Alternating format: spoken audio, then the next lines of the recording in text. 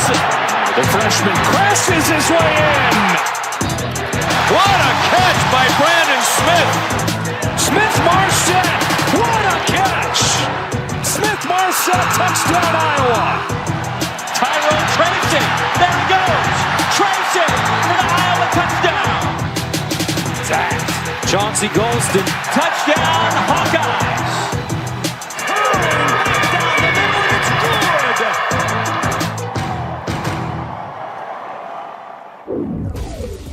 10 wins a year ago, including a thumping of USC in the Holiday Bowl. You saw Ihmir Smith-Marset prominently featured there in those highlights. He said, "Who is ready for a return?" And Ihmir Smith-Marset, along with Tyrone Tracy, Brandon Smith, Nico Reganey, part of that outstanding wide receiving group at Iowa. And they are raring and ready to go. Season number 22 for Kirk Ferentz at the helm of the Hawkeyes. He joins us now.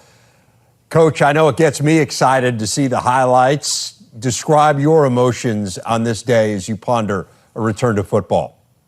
Yeah, we're normally doing that early August, late July at the Big Ten luncheon, so a little shift there. And to your point, yeah, we are raring to go. We're hardly ready to go. That's a big concern I have right now, but just to get some clarity and to really be able to share with our players this morning, at least two of the three groups that we had training, specifically that there is a specific start to the season.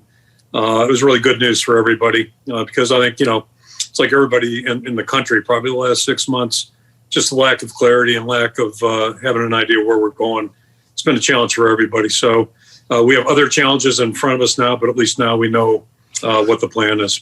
You said you're raring to go, but not ready to go. That would be challenge number one, I assume. What does it take to get a team ready?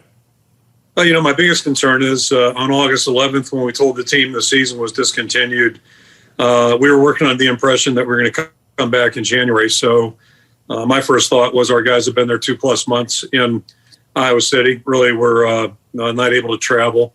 So we sent our guys home, sent them home for a week and a half before school started, let them get reacquainted with their families and not knowing what the plan was moving forward. But so we're behind in training. There's a reason why you train June, July, when you come off the May break. And so I think my biggest concern right now, we're going to play in October, just making sure we know where our players are physically, make sure they're able to go.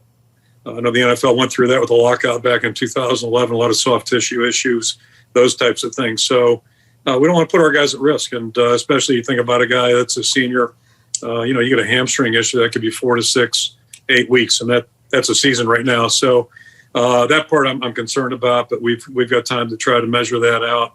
And the other factor, obviously, is just dealing with quarantines, illnesses, those types of things. So everybody in the country is facing that same battle. So it's a whole new set of challenges, but we'll figure that out. At least now we know what the landscape looks like, what the map is, and just got to try to figure out all the details to make it work. Coach, Iowa has been hard hit, as we know, on campus at the university with COVID-19. Give us a sense of where things stand with your team in terms of infections. I thought our guys were really doing a good job in the summer.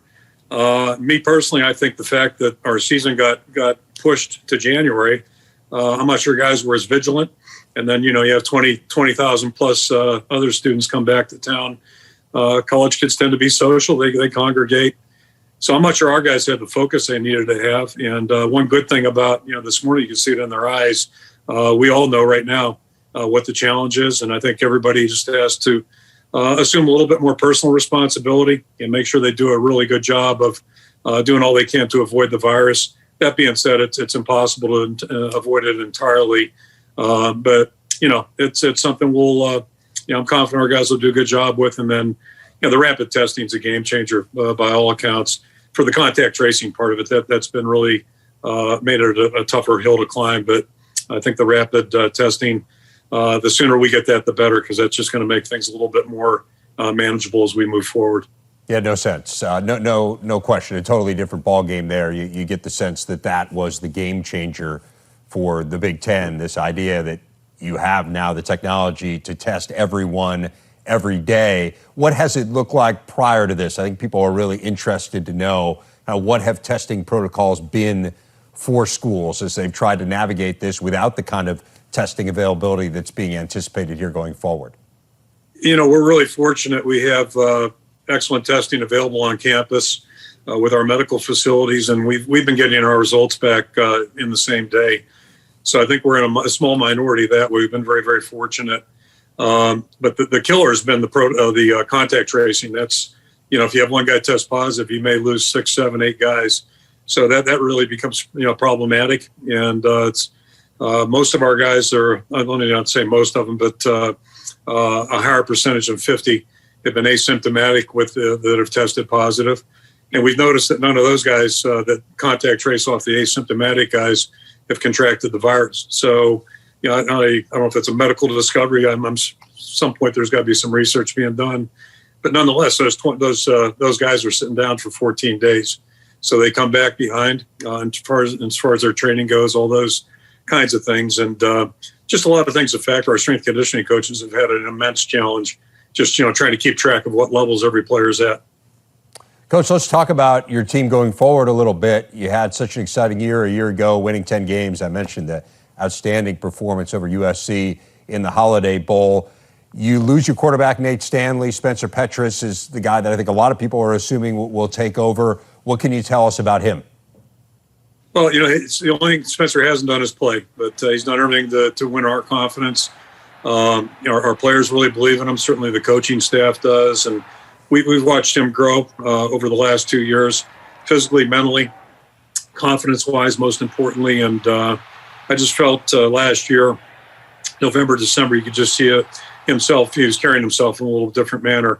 So I think he's starting to develop some confidence. And, I think we've got a pretty good surrounding cast.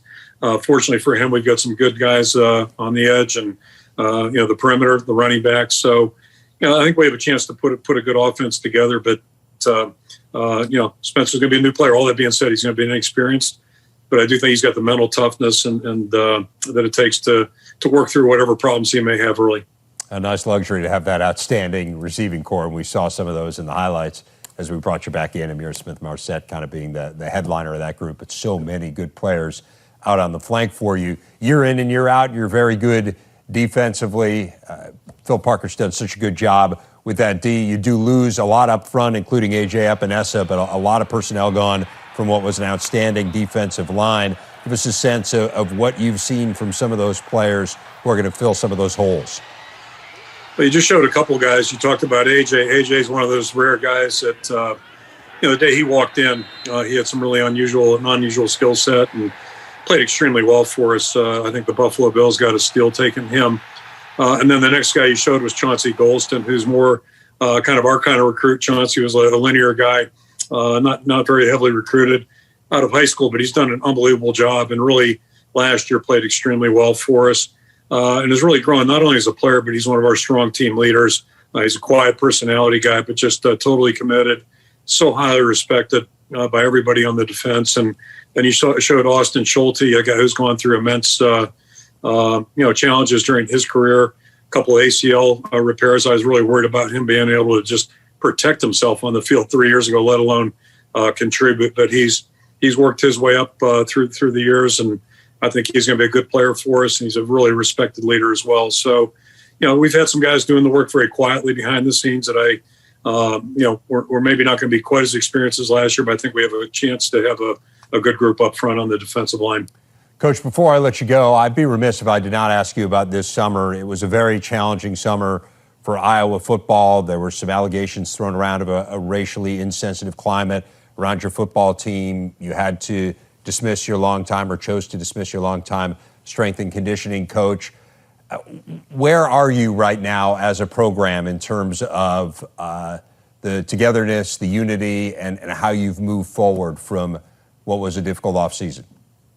It's tough to measure anything entirely just based on the circumstances. And we've certainly lacked continuity in terms of our training programs, and whether it was the interruption and the pause back in August or coming back and the COVID stuff. But I'd venture to say we're probably closer than we've ever been. That's the feedback I'm getting from our players. And certainly one of the questions I've asked them is about, what are you seeing? What are we missing? And I think if anything else, it gave us a chance to really re-examine some things that we've done. And I think our conclusion is that there are a lot of things that we've done for really since 99 that really aren't going to change. They never change. It's just like there are certain things in football that never change. But there's some other things that clearly, what I heard was need to be looked at, reevaluated, and adjusted. I think we've made a lot of tweaks that have been very beneficial, and I think we've got a team that's really together right now. I think they're excited about the opportunity to play football, and I think more excited about being together. And that's been a challenge too, as you know, with COVID, because COVID kind of drives people apart. But at least football, at some point we're going to be in a huddle, and we're going to be as a team, and that's I think that's something we're all looking forward to. But the vibe I've got during those 3 weeks that we're able to be on the field, the players, it was as good as I've been around. So it doesn't mean we're going to be as good of a team, but I think we've got a really good group of guys that are eager to work and try to become a really good football team here in the months ahead. You mentioned the tweaks. Anything in particular that stands out that you've changed inside your program as a just a real clear, easy illustration would be the social media policy. And I guess I've been the protective dad, now the protective grandfather, because I'm getting older. But I just was trying to keep guys out of trouble, basically, and keep from embarrassing themselves. But it was one of the first changes we made. We gave the players the freedom to go and use their social media, the Twitter stuff in particular, and they've done a good job with it. So I guess I learned a lesson there too. We just got to, I think, trust our players a little bit more. And the big thing is, I think I really believe our players have a clear vision of what is important, whether it be football or life. And that's really what we're looking for. So, maybe we soften the edges a little bit in some areas, but the biggest thing is keeping the core beliefs, core principles, keep those prominent with everybody's minds. And, I've got total confidence our guys are really doing a good job with that. Head coach of the Iowa Hawkeyes, Kirk Ferentz. Coach, really looking forward to seeing your team back on the field here next month. And thanks, as always, for being so generous with your time. Appreciate it, Dave. Thank you.